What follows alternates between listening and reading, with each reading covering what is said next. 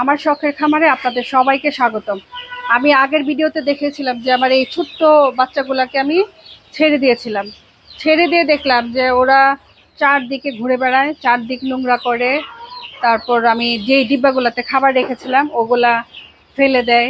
সবচেয়ে বড় সমস্যা হচ্ছে মারামারি করে। বড়রা ওদেরকে মারে, আবার ওরাও মারামারি করে।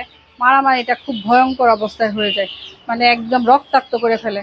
তো আমার কাছে মনে হয় ওরা যদি সেভে থাকে তাহলে বন্দি করে রাখাটাই ভালো।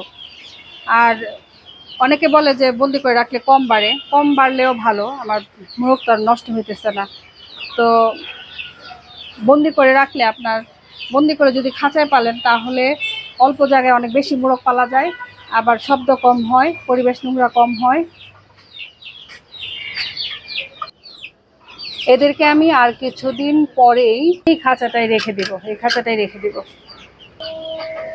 যে এখানে আমি খাবার দিয়েছিলাম, ওরা খাবার খেয়েছে। এখানে আমার কয়েকটা মোরগ মুরগি, এখানে আমার এই যে ছিলা মুরগিগুলা, এখানে আমার আরেকটা মুরগি, এটাকে তো আঘাত করছিল ভয়ঙ্কর ভাবে, মাথাটা এখনো ব্যথা আছে। তো এটা ডিম নিয়ে বসছিল। এই এই বাচ্চা এটা এটা ডিম জয়টা ফুটে ওই বাচ্চাগুলো আমি স্টিলের খাঁচায় রাখবো। এইখানে আরেকজন আমার ডিম দিতেছে, ডিম পাড়ার জন্য বসছে। সে আজকে ডিম দিবে, ডিম পাড়ার জন্য বসছে।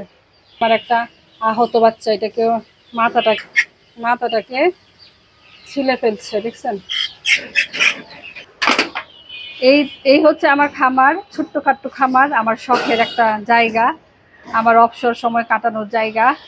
আমি শখ করে এগুলো পালি, নিজেরাই খাই। তো আমার খামারের জন্য দোয়া করবেন, আমার জন্য দোয়া করবেন।